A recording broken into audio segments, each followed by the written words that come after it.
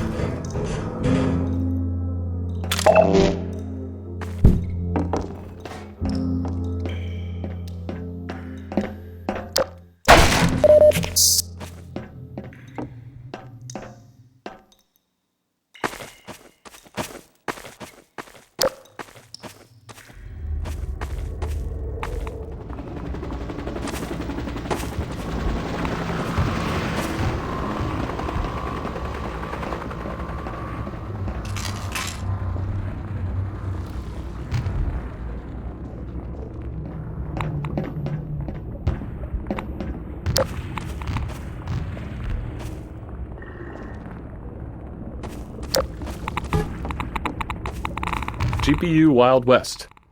During development, we faced numerous decisions influenced by our choice of minimum spec, the least powerful CPU and GPU combination that would still deliver a good experience for customers. In the early 2000s, there was far more variety among GPUs than today, with wide differences not only in speed, but in fundamental approaches to rendering. But at the time, we had no real data on the hardware our customers were using. What CPUs and GPUs did they have? How much RAM? Which version of Windows? We reached out to Microsoft hoping they might know answers to questions like, how many DX7 cards are in use? Or DX8? Unfortunately, they didn't have the data either. Realizing we were at risk of making bad decisions without these insights, we developed an analysis tool that allowed players to report their hardware specs to us and integrated it into the early version of Steam. The data was so useful that we decided to make it public, launching the Steam Hardware Survey in April 2003. It's been helping us and hopefully other developers make informed decisions ever since.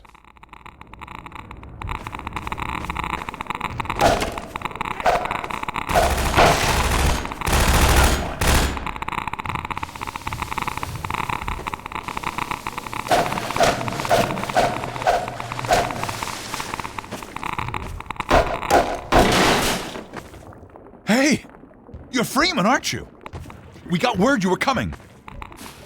You got here at a bad time. Black Mesa East to Station 6. Do you read? Dr. Freeman is on his way downriver. Lend him the airboat and give him all the help you can. Repeat, Gordon Freeman has returned. It is critical he reaches Black Mesa East. Better get going now.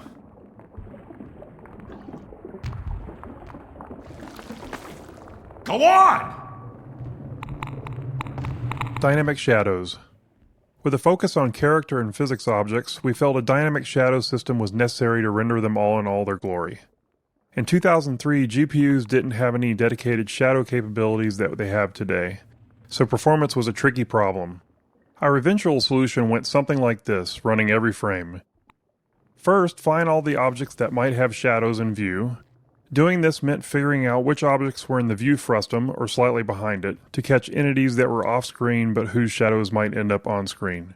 Then we'd render a black shadow version of each one of those objects into a single shadow texture. For that render, we'd use the lowest level of detail model for the object to be as fast as possible. Finally, we'd use the shadow texture to draw each of the shadows into the player's view, darkening the already rendered pixels. We carefully cut around each shadow in that shadow texture to ensure that they correctly overlaid each other in the case where multiple shadows overlap. It's neat to look back on how we did these things, but ultimately we're a lot happier today, where GPU hardware makes it a much more straightforward problem. Get going!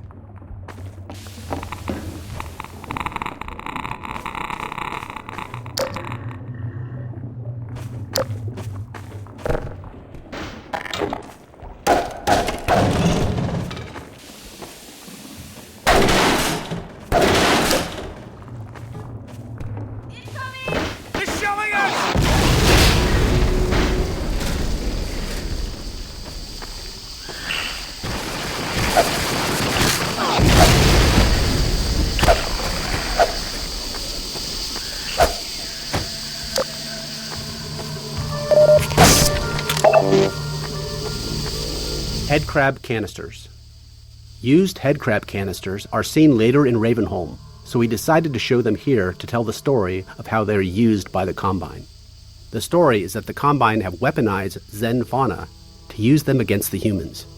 Burrowed headcrabs was added as a new feature for this section that was expanded into a larger area that is meant to show a citizen shanty that was decimated by the headcrab assault.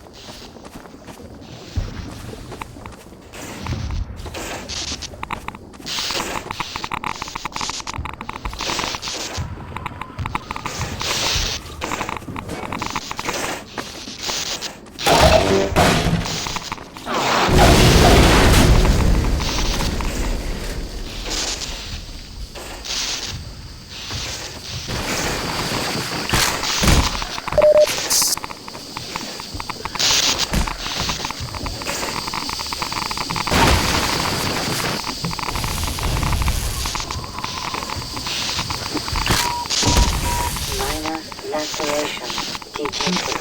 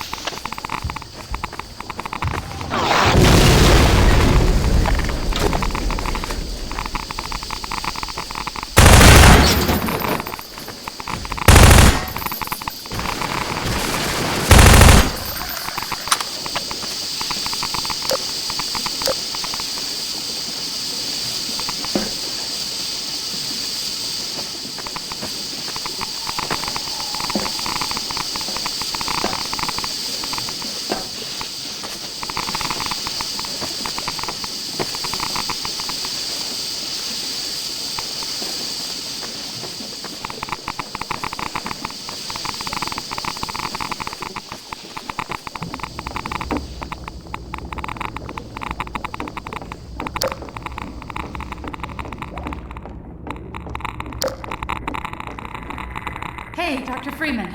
I've been hoping you'd show up. Got this airboat all gassed up and ready to go. It's gonna be tough. Airboat intro. This is where the player gets the first vehicle of the game, the airboat.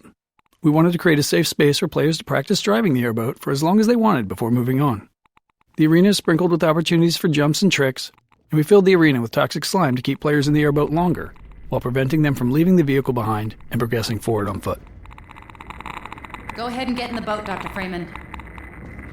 Combinatorial shader explosion.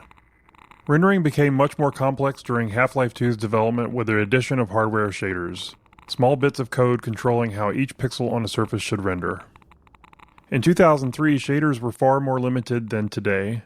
Half-Life 2 era shaders lacked conditionals and had severe code size restrictions. This meant no if-else branching logic to adjust based on different conditions, and no large shaders with broad feature sets. Also, compiling shaders as needed was just too slow to be useful, so we had to pre-compile them. To work within these limits, we had to compute every possible shader combination and store each one individually as its own shader. For example, if a shader affected a surface based on a single light source, we'd need another shader version for 2 lights, another for 3, and so on. And it was combinatorial. If that shader also supported a normal map, we'd need 2 versions per light, one with a normal map and one without. With features like texture blending, vertex tinting, specular highlights, alpha testing, and various other light types, directional point and spotlights, our shader count exploded. By release, we had thousands of individual shaders. Shortly after, we released Lost Coast adding HDR support, which doubled the shader count again. Once compiling shaders on the local developer's machine started taking too long, we switched to distributing the shader compiles over the entire network using VMPI. We also had a dynamic shader compilation mode that was useful for developing shaders that gave fast turnaround at the expense of frame rate hitching when a shader had to be compiled. Climb on in. Fire her up.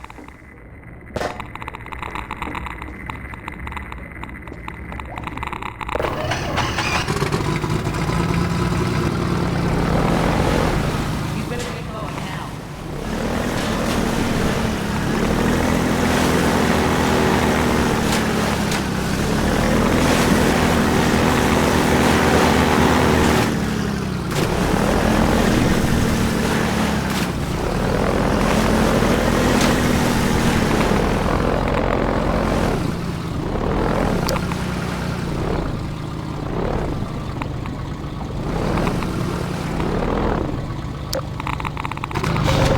Warning. Hazardous radiation levels detected.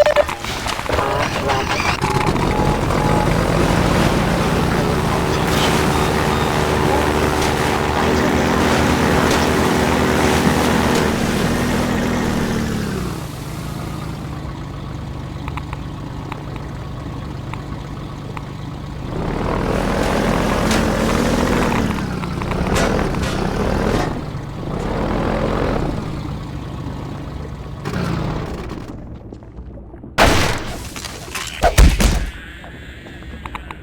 Fighting motion sickness. In early playtesting, many players developed motion sickness while driving the airboat. While trying to fix this, we discovered several factors that contributed to it. We found that reducing the intrusion of the airboat into the view helped, so we made several passes on the model to pare it back. Maintaining a consistent frame rate helped as well, so it was important to keep an eye on performance in these sections. However, the single most important factor was eliminating view roll to maintain a more stable horizon no matter what the airboat was doing. One of the programmers on the team was super prone to motion sickness, and they valiantly offered to playtest several times to test our progress towards a solution. I'm pretty sure they threw up at least once after playtesting, and their noble sacrifice was hugely appreciated.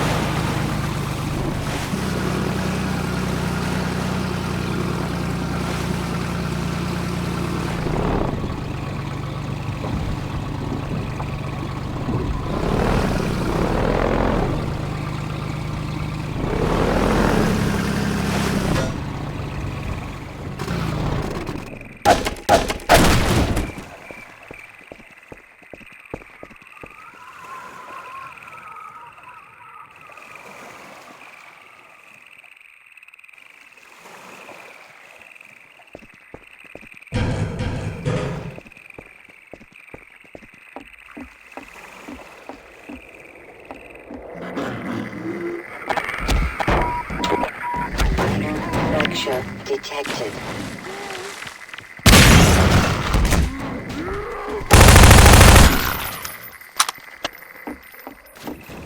Airboat time. Finding the right balance between vehicle time and time on foot took some work. Driving at full speed propelled players through the world quickly, and in early playtests we felt that players were missing out on exploring and taking in the game's detail. Exploration and world examination are core values of Half-Life, so we didn't want the vehicle to eliminate that. To address this, we added periodic spots where players could get out and explore small pockets of dense detail. Additionally, as the physics system evolved, we were learning new ways to use it. These spots off the airboat let us introduce an element of discovery around physics, like dropping crates into the water or combining barrels to raise a ramp. This gave players a chance to interact with water and physics in different ways.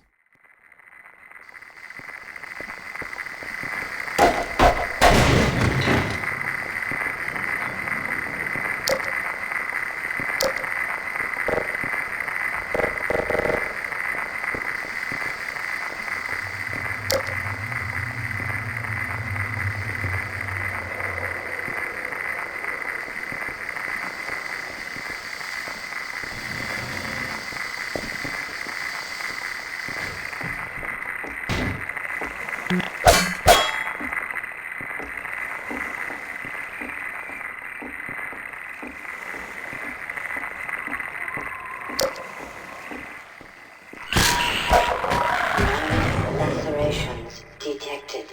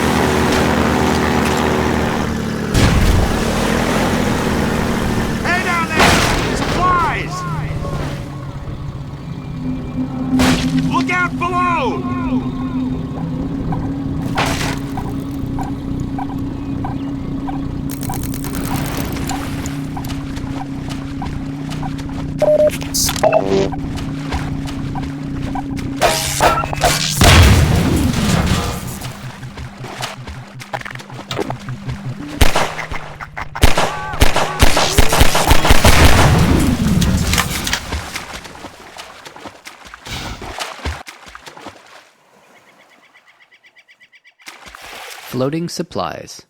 In the alpha playtest, the canals were sprinkled with floating supply crates that players could smash with the airboat to collect the supplies inside. The mechanics were somewhat gamey, but helped keep the flow of the gameplay going, allowing the player to resupply on the go. To help make the premise more plausible, we wanted to tell the story of how the floating crates ended up so conveniently placed along the player's path. This scene of the citizens dropping supply crates helped sell that fiction, while also making the canals feel more alive. It also made players feel more heroic and important to be helped by so many supporting characters.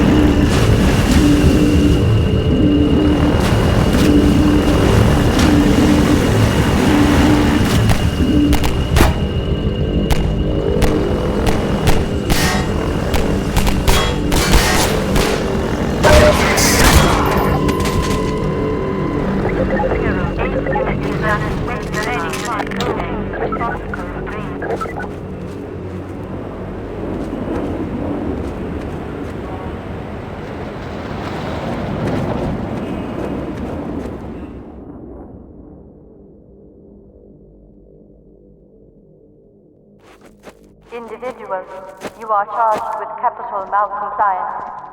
Anti-citizen status approved.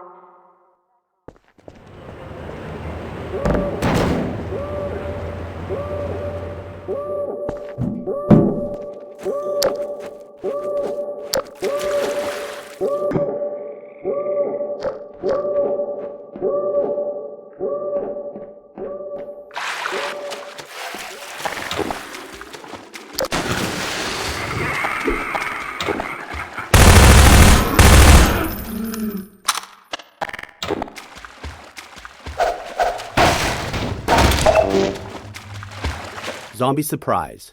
There's a little bit of a cheeky jump scare in this sewer pipe. Players wander in here, all focused and curious, and then an underwater zombie pops up, almost always scaring the pants off of playtesters. One fell completely out of their chair, and we mark that moment as a success.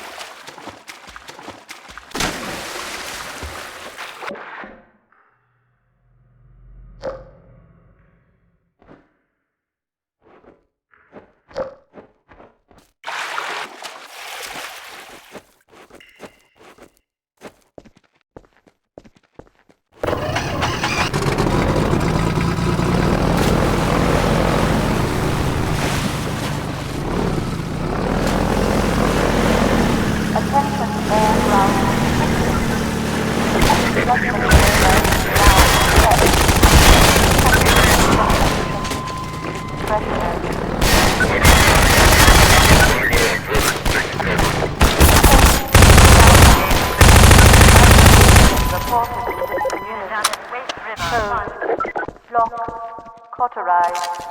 Stabilize.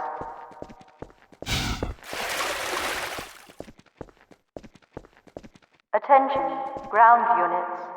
Anti-citizen reporting. Code. Stop. Cauterize. Stabilize.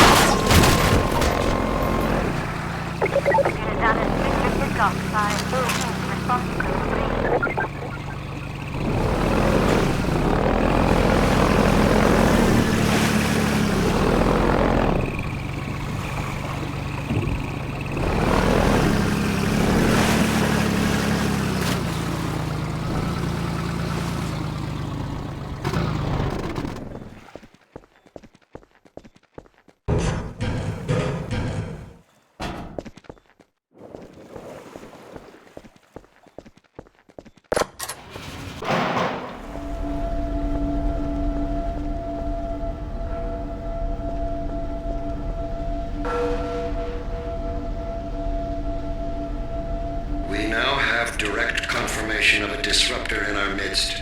One who has acquired an almost messianic reputation in the minds of certain citizens. His figure is synonymous with the darkest urges of instinct, ignorance, and decay. Some of the worst excesses of the Black Mesa incident have been laid directly at his feet. And yet unsophisticated minds continue to imbue him with romantic power, giving him such dangerous poetic labels as the one free man, the opener of the way. Let me remind all citizens of the dangers of magical thinking. We have scarcely begun to climb from the dark pit of our species' evolution. Let us not slide backward into oblivion, just as we have finally begun to see the light. If you see this so-called free man, report him. Civic deeds do not go unrewarded, and contrariwise, complicity with his cause will not go unpunished. Be wise. Be safe. Be aware.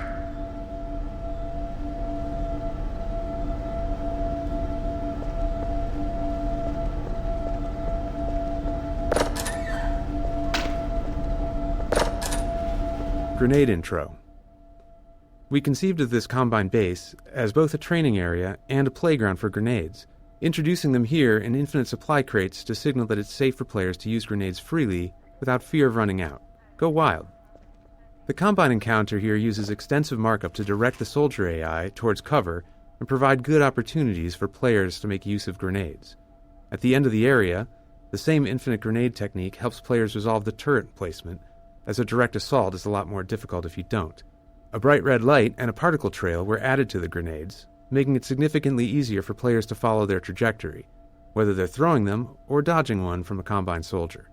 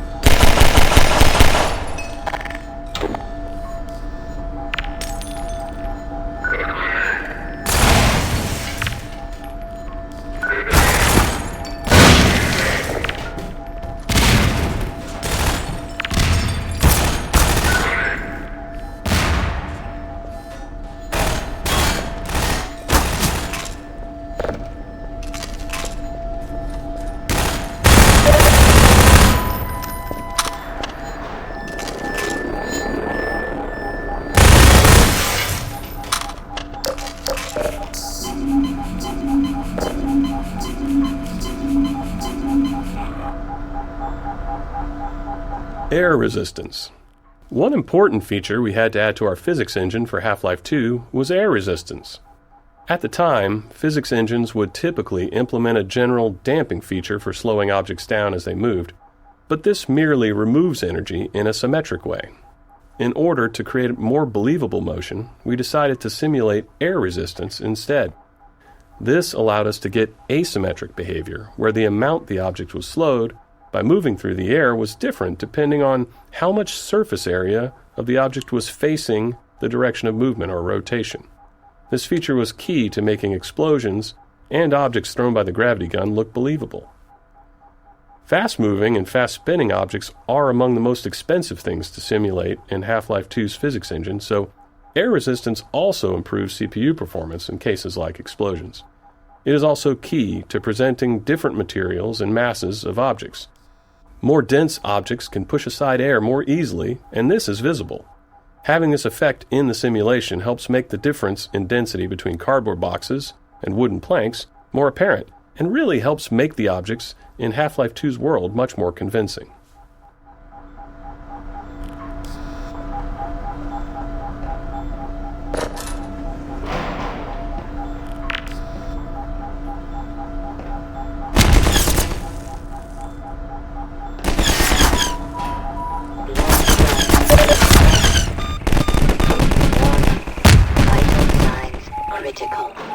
Seek medical attention.